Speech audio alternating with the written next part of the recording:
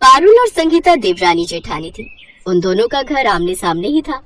फर्क बस इतना था कि पारुल का काफी बड़ा घर था। उसका पति अच्छा खासा बिजनेस करता था, वहीं बेचारी जेठानी का पति बाजार में ठेला लगाता था। एक रोज जब संगीता अपने घर के बाहर झाड़ू लगा रही थी तो उसको देख उसकी देवरानी ने कहा, ओफो जेठानी जी, आप कब तक इस झाड़ू को घिसती रहेंगी? इसे देखकर तो लग रहा है आपने 2 साल पहले जो धनतेरस पर झाड़ू खरीदा था ये वही है। बस भी करो, अब एक नया झाड़ू तो खरीद लो। मैं तो हर महीने नया झाड़ू लेती हूँ। नहीं देवरानी जी, ये झाड़ू अभी कुछ समय और चल जाएगा। तभी संगीता की बेटी अपनी स्कूल की फटी हुई स्कर्ट लेकर आती है। माँ देखो ना, मेरी ये स्कर्ट में छेद हो गया है, मुझे नई स्कर्ट दिलवाओ ना। अरे नहीं बेटी, ये तो सिल जाएगा, उसके लिए नया क्या लेना, मैं खुद इसकी सिलाई कर दूंगी। ओफो, क्या जेठानी जी, इतनी कंजूसी भी अच्छी नहीं। मेरी बेटी की स्कर्ट में ना के बराबर छेद है, फिर भी मैं उसे पूरी नई स्कर्ट दिलवाने जा रही हूँ, जबकि अभी ये 2 महीने पहले ही ली है। अरे इसी बहाने खुद की भी शॉपिंग हो जाएगी। आप भी ना खुद भी कंजूसी में रहती हैं और अपनी बेटी को भी वैसे ही रखती हैं। माँ चलो ना, शॉपिंग पर लेट हो रहा है और आपने मुझे प्रॉमिस किया है कि मुझे पिज्जा भी खिलाएंगी। पिज्जा का नाम सुनकर अनु के मुंह में भी पानी आ जाता है, लेकिन वो जानती थी कि उसकी माँ के पास इतने पैसे नहीं हैं। हाँ रिया डार्लिंग, चलो मैं तुम्हें बढ़िया से मॉल में ले जाऊंगी। वो दोनों शॉपिंग पर चली जाती हैं। ऐसे कुछ दिन बीत जाते हैं। एक रोज दोनों देवरानी जेठानी एक ही दुकान पर चूड़ी खरीदने के लिए पहुंचती हैं। नहीं भैया, ये सस्ती सी चूड़ियाँ ये मुझे पसंद नहीं आ रही, ना ये मेरे लेवल की है। आप तो मुझे कोई महंगी चूड़ियाँ दिखा दीजिए। हाँ जी मैडम, हमारे पास तो बहुत अच्छी कलेक्शन रखी है। वैसे बहन जी आप भी बता दीजिए, आपको कितनी रेंज तक की चूड़ियाँ दिखानी है? भैया मुझे तो सबसे सस्ती वाली दिखाइए। आप मुझे ये 20 रुपए दर्जन वाली कांच की चूड़ी दिखा दीजिए। ओफो जेठानी जी, कभी तो ये कंजूसी छोड़िए, इतनी बचत भी सही नहीं है। कभी तो थोड़े पैसे खुद के लिए खर्च कर ही लेने चाहिए। हम गरीबों के लिए 1-1 रुपया भी बड़ा कीमती होता है, और फिर इतनी महंगी चूड़ियाँ लेना मुझ गरीब के बस की बात नहीं है। इसलिए मैं अपनी इन सस्ती चूड़ियों से ही खुश हूँ, और अभी मैं 2 पैसे बचा लूंगी तो आने वाले समय में वो मेरे काम ही आएंगे। अब देवरानी महंगी चूड़ियाँ तो जेठानी सस्ती चूड़ियाँ खरीद लेती है। एक रोज अनु अपनी माँ से, माँ मैडम ने कहा है इस बार हमें किताबें स्कूल से नहीं मिलेंगी बल्कि बाहर से लेनी होंगी। पूरे 1000 रुपए की किताबें हैं। क्या, इतनी महंगी? कोई बात नहीं माँ, मैं तो किसी से मांग कर पढ़ लिया करूंगी। नहीं मेरी बच्ची, तेरी पढ़ाई को लेकर हम समझौता नहीं कर सकते। तेरा बाप तुझे नई किताब तो नहीं दिलवा सकता, लेकिन पुरानी किताब हम आधे रेट में तो ले सकते हैं। बिल्कुल ठीक कह रहे हैं आप। मैं ऐसी एक दुकान तो जानती हूँ। माँ बाबा हम इतने गरीब क्यों हैं? आप चाची को ही देख लो, वो कितने पैसे उड़ाती हैं। हम उनकी तरह अमीर क्यों नहीं हैं? बेटी, भगवान सबको एक जैसा नहीं बनाता। हम गरीबों को पैसे बड़े सोच समझकर खर्च करने होते हैं, और मैं चाहती हूँ कि मेरी बेटी आगे जाकर खूब पढ़े लिखे। लेकिन बेटी तू पढ़ लिख कर कितनी भी अमीर क्यों ना हो जाए, लेकिन शॉपिंग पर ज्यादा फिजूल खर्ची अच्छी बात नहीं। ठीक है माँ, आप बेफिक्र रहिए, मैं बड़ी होकर खूब पैसे कमाऊंगी और आपको भी शॉपिंग करवाऊंगी, लेकिन फिजूल खर्ची नहीं करूंगी। संगीता अनु को हमेशा बचत करना सिखाती, तो वहीं पारुल अपनी बेटी को कभी अच्छी सीख नहीं देती। ऐसे ही एक रोज, अरे रिया तू क्यों ये प्रोजेक्ट बनाकर बेकार की मेहनत कर रही है? मैं अभी स्टेशनरी से तेरे लिए बना बनाया प्रोजेक्ट खरीद लाती हूँ। हमारे पास पैसों की कोई कमी थोड़ी ना है। आप तो बेस्ट माँ हो। मुझे लगा मैं आपसे ऐसा बोलती तो आप मुझे डांटती। इसमें डांटने वाली क्या बात है? जब पैसे से हर चीज खरीदी जा सकती है तो प्रोजेक्ट क्यों नहीं? अब पारुल अपनी बेटी के लिए बाहर से प्रोजेक्ट खरीद कर स्कूल में जमा करवा देती है, लेकिन इन सब से अब रिया की आदतें दिन पर दिन बिगड़ती जाती हैं। ऐसे ही एक दिन, माँ मुझे नहीं खाना ये बोर खाना, आप ऐसा करो मेरे लिए बाहर से कुछ अच्छा सा ऑर्डर कर दो। बेटा तेरे पापा को बाहर का खाना पसंद नहीं, वो मुझे इसके लिए खूब सुनाएंगे। वैसे मेरे पास एक आइडिया है, हम सब्जी लेने के बहाने मार्केट जाते हैं और वहीं से कुछ खा कर आ जाएंगे। वाह क्या आइडिया है। अब वो दोनों बाहर चली जाती हैं। उधर संगीता के घर का राशन भी खत्म हो जाता है और वो राशन लेने बाहर जाती है। माँ आप मेरे लिए ये एक बिस्किट का पैकेट ले लो ना, और थोड़ी सी नमकीन भी। अरे नहीं बेटी, इतने में तो चाय पत्ती का एक पैकेट आ जाएगा। अब अपनी बेटी का मन मार कर वो चाय पत्ती ले लेती है। संगीता को खुद बहुत बुरा लगता है कि हर बार उसे अपनी बेटी का मन मारना पड़ता है, लेकिन अपनी गरीबी के कारण वो कुछ नहीं कर सकती। ऐसे ही समय बीता और दोनों लड़कियां बड़ी हो गईं। अनु जहाँ पढ़ने लिखने में अच्छी थी तो वहीं रिया बस नाइट पार्टीज, डिस्को और रेस्टोरेंट में ही पैसे फूकती। एक रोज, रिया बेटी, तुम कल सारी रात कहाँ थी? और ये ऐसी क्या शॉपिंग कर ली तुमने कि मेरे क्रेडिट कार्ड की सारी लिमिट ही खत्म हो गई? डैड, वो क्या है ना, कल मेरी बेस्ट फ्रेंड की बर्थडे पार्टी थी तो उसको वो पार्टी मैंने ही थ्रो की थी और फिर मैंने कुछ शॉपिंग की थी इसलिए वो लिमिट खत्म हो गई। क्या इतनी शॉपिंग कर ली तूने? हाँ तो माँ, इतनी शॉपिंग करना मैंने आपसे तो सीखा है, इसलिए आप तो हिसाब रहने ही दो। ये हिसाब मैं मांग रहा हूँ क्योंकि मैं पैसे कमाता हूँ, ना कि तुम और तुम्हारी माँ। आज से तुम दोनों को पैसे देना बंद।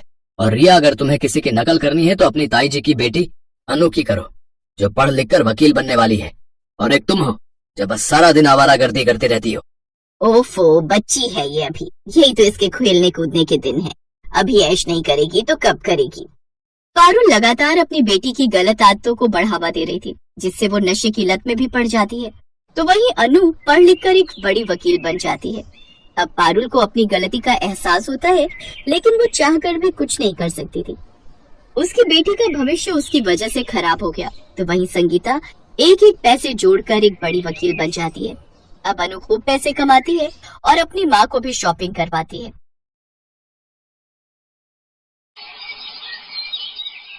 सुनिए ना, अब राहुल के लिए लड़की देखना शुरू कर दो। अब वो कमाता भी है और उसकी शादी की उम्र भी हो गई है। तुम ठीक कहती हो पायल, लेकिन सच कहूँ तो मुझे ऑफिस के काम से फुर्सत ही नहीं, तो ये काम मैं तुम्हें ही सौंपता हूँ। इतनी बड़ी जिम्मेदारी आप मुझे क्यों दे रहे हैं? माँ बाबा के जाने के बाद जब तुमने इस घर की सारी जिम्मेदारियां इतने अच्छे से संभाल ली, तो फिर ये क्यों नहीं? भैया बिल्कुल ठीक कह रहे हैं भाभी। और वैसे भी हम दोनों ने सारा दिन काम के चक्कर में बाहर ही रहना है। घर पर तो आपको ही रहना है ना उसके साथ, तो आप खुद ही ढूंढो अपनी देवरानी। ये है पायल, जिसके सास ससुर की मौत कई साल पहले ही हो चुकी थी। पायल गरीब घर से थी और समझदार भी थी। उसने आते ही सारा घर संभाल लिया था। अपने देवर और पति की बात सुनने के बाद अगले दिन से ही पायल अपने देवर के लिए लड़कियां देखना शुरू कर देती है, लेकिन उसे एक लड़की भी समझ में नहीं आती। ऐसे कुछ दिन बीत जाते हैं, लेकिन इसी दौरान राहुल को एक अमीर घर की लड़की रिया मिलती है, जिससे दोस्ती के कुछ दिन बाद ही दोनों में प्यार हो जाता है और फिर राहुल उसे सबसे मिलवाता है। पायल और प्रवेश रिया के घर वालों से मिलते हैं, जहाँ शुरू में तो वो इस शादी के लिए मना करते हैं क्योंकि राहुल बड़े घर का लड़का नहीं था, लेकिन फिर रिया की मर्जी के आगे उन सबको झुकना ही पड़ता है और वो उनकी शादी के लिए मान जाते हैं। फिर एक रोज पायल की पड़ोसन सरला मौसी वहाँ आती है। सरला की आदत थी, वो अक्सर लोगों के घरों में फूट डलवाती थी और मजे लेती थी। उस रोज भी उसने ऐसा ही किया। देख पायल, ज्यादा ख्याली पुलाव मत पका। इतिहास गवाह है, जेठानी और देवरानी कभी बहनों जैसी नहीं रह सकती। वो नए जमाने की लड़की है, तो जाहिर है तुझसे तो तेज तर्रार ही होगी ना। तो एक बात समझ ले, तूने अगर जरा भी ढील दी ना तो बस घर की डोर खिंच जाएगी तेरे हाथ से। रिया अमीर घर से थी, इसलिए उसकी शादी बड़े धूमधाम से होती है और वो अपने साथ खूब सामान भी लाती है। वाह, नई बहू तो कितने पैसे वाले घर से आई है। ये तो अपने साथ कितना दहेज लाई है। लेकिन जब बेचारी पायल आई थी, 2 जोड़ी कपड़े में आ गई थी। ये सब सुनकर पायल को अपनी देवरानी से जलन होने लगती है। शादी के बाद पायल उसे रहने के लिए ऊपर बना हुआ नया कमरा देती है, लेकिन कुछ ही दिनों में उसे नीचे का घर पुराना लगने लगता है और वो अपने पति से कहकर उस नए कमरे में शिफ्ट होने की बात करती है। होंगे वो अमीर घर से, लेकिन मेरे बाबा भी गांव के सरपंच हैं। हाँ, गरीब है लेकिन इज्जत वाले हैं और मैं उससे पहले इस घर में आई हूँ, इसलिए ऊपर वाले नए कमरे में तो मैं ही रहूंगी। रिया अमीर घर से थी लेकिन समझदार थी, इसलिए वो चुपचाप अपना ऊपर का कमरा अपनी जेठानी को दे देती है और खुद नीचे के फ्लोर पर शिफ्ट हो जाती है।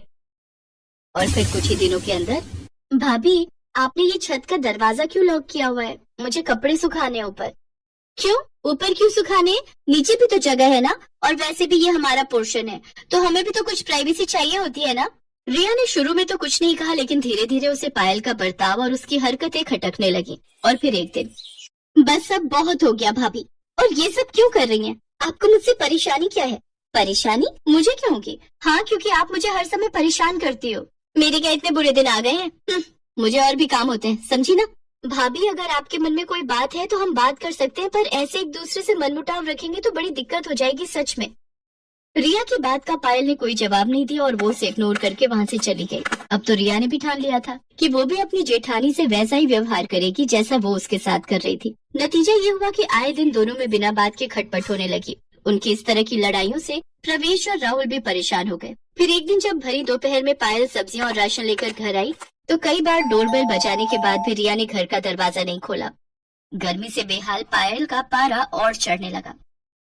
रिया, ओ रिया, अरे कहाँ मर गई? उफ, अरे दरवाजा खोल जल्दी से। भाभी अभी 15 मिनट और लगेंगे, वो मैं बाथरूम में हूँ ना, इसलिए। रिया ने झूठ बोला था। वो ये सब पायल को सबक सिखाने के लिए कर रही थी। उधर तेज धूप में खड़ी पायल का गुस्सा बढ़ता जा रहा था। और फिर जब काफी देर बाद रिया ने दरवाजा खोला तो पायल ने उसे खूब खरी खोटी सुनाई। नतीजा उस दिन देवरानी जेठानी के बीच इतना झगड़ा हुआ कि दोनों ने अब एक दूसरे से बात करना ही बंद कर दिया। कई महीने ऐसे ही बीत गए और फिर आया बारिश का मौसम। ओहो, ये बारिश कभी भी आ जाती है। उफ, मेरे कपड़े बड़ी मुश्किल से सूखे थे। तेज बारिश में रिया के सारे कपड़े भीग गए थे और ये देखकर पायल बस हंसे जा रही थी। और ये देखकर रिया को बहुत गुस्सा आ रहा था, लेकिन उसने पायल से कुछ नहीं कहा और चुपचाप अपने भीगे कपड़े लेकर अपने कमरे में आ गई। लेकिन तभी उसे कुछ याद आया। ओहो, ऊपर जाते हुए बेलन मेरे हाथ में था, लगता है ऊपर छत पर ही छोड़ा, जाकर लाना पड़ेगा। बस महारानी ने फिर से छत का दरवाजा न लॉक कर लिया हो। रिया फौरन वापस छत पर गई तो दरवाजा खुला हुआ था। वो जैसे ही अपना बेलन लेकर वापस मुड़ी तो उसने देखा कि पायल तेज बारिश में भीगते हुए अपने कमरे की छत पर चढ़कर ईंटों के सहारे पन्नी लगा रही थी। अब हंसने की बारी रिया की थी और रिया ने इस मौके को जाने भी नहीं दिया। वो खूब हंसी और पायल भी खूब चिढ़ी। फिर रिया वापस नीचे आ गई, लेकिन जब कई घंटों तक बारिश नहीं रुकी और पायल के कमरे में लगातार पानी टपकता ही रहा तो रिया को पायल के लिए बुरा लगा। फिर कुछ सोचकर उसने ऊपर आकर पायल से कहा, भाभी अब बस करो, कपड़े बदल लो और नीचे आ जाओ वरना बीमार पड़ जाओगी। मैं चाय बना देती हूँ। रिया की बात सुनकर पायल हैरान थी, लेकिन सच तो यही था कि वो भी पानी सींच कर परेशान हो चुकी थी। वो फौरन कपड़े बदल कर नीचे गई तो रिया ने उसे गर्मा गर्म चाय पकड़ा दी। दोनों साथ बैठकर चाय पी रही थी, लेकिन आपस में कुछ बोल नहीं रही थी। तभी राहुल और प्रवेश भी घर आ गए। वो दोनों रिया और पायल को एक साथ चाय पीते देख हैरान भी थे और खुश भी। दूसरी तरफ बारिश लगातार हो रही थी। नतीजा ये हुआ कि रात के वक्त पूरे मोहल्ले में बाढ़ आ गई और नीचे होने की वजह से रिया और राहुल के कमरे में रात के वक्त पानी भरने लगा। रिया, राहुल, ऊपर आ जाओ, जल्दी करो, नीचे पानी भर रहा है। राहुल और रिया कुछ संकोच के साथ ऊपर चले आए।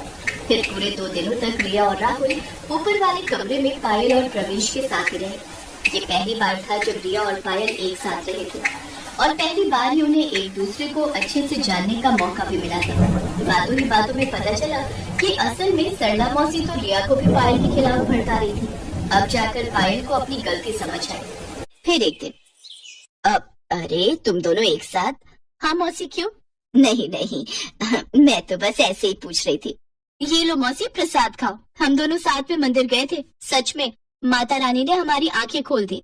सिर्फ आंखें नहीं, माता रानी ने तो हमारे कान भी खोल दिए ना भाभी। रिया की इस बात पर दोनों जोर जोर से हंसने लगी, लेकिन सामने खड़ी सरला की सूरत बस देखने लायक थी।